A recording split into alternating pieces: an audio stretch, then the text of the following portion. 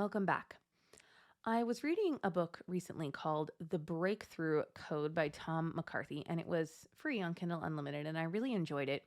And one of the things he said in the book that I thought was so powerful is he said, "You don't have to be who you were 5 minutes ago." And this concept that we all have a self identity, that we believe a story about ourselves and we could change that story, that wasn't new to me.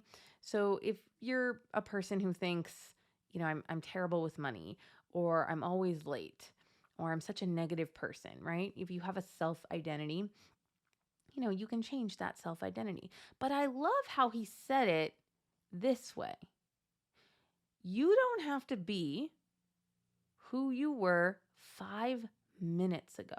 Because I think sometimes we have this idea that changing our self identity or changing a pattern that we've had will take a long time. Instead of immediately just saying, I don't do that anymore. I don't think that anymore. That's not who I am. Almost none of the things that we think about ourselves are actually an identity that's something we can't change. And even, by the way, being a beloved daughter of Christ, that's true and unchanging. You don't have to believe that, though. A lot of you don't deeply believe that or don't act like you really believe it. And so what you think about yourself can change all the time, anytime. And I want you to notice what stories you have. Just today, just notice today what your brain tells you about you as a mother, about you as a wife, about you as a homemaker, your ability to cook, your ability to clean, to do work if you work. What you think about healthy food or about water or about exercise or about playing or music. You have a lot of stories about yourself. And maybe today you can just think of one that pops up and you can say, well, I don't have to think that anymore. That's not who I am. That's how I've been. That's how I've acted. That's how I've thought before. And this is a very silly example, but last year, I really wanted to become a person who liked peppers.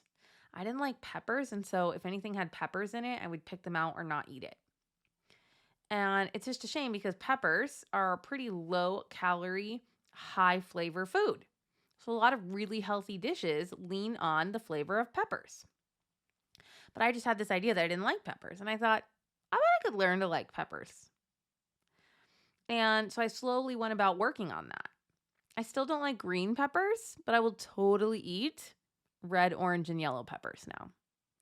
And so even something that you'd think was a physical thing, I was able to shift. Now, I'm pretty sure I'll never be able to do that on cilantro. I'm one of those people that can't eat that and it tastes like soap.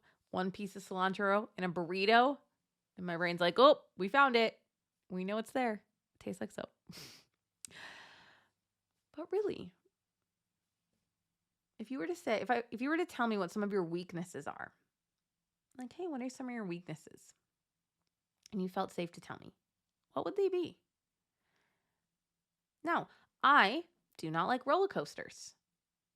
You could say, I'm not a thrill seeker. I don't enjoy fast rides.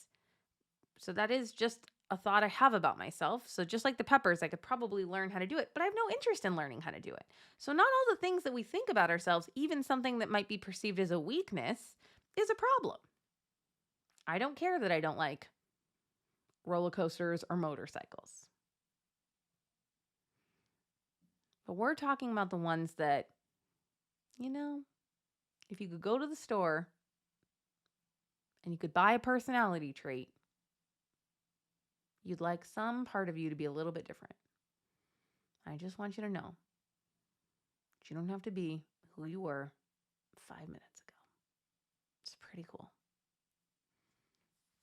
If you want to learn more about that, come join us in Masters. That's what we do. We teach women how to quiet the chaos in their minds, how to learn how to hear the Holy Spirit, and how to reprogram their thinking so they enjoy their day-to-day lives better. It's pretty cool. And I would love to see you there. Thank you so much for listening, and have a blessed day. I hope you enjoyed this episode of Catholic Mom Mindset. To learn more about growing closer to the Holy Spirit, check out our free resources at madeforgreatness.co. Thank you so much for listening, and have a blessed day.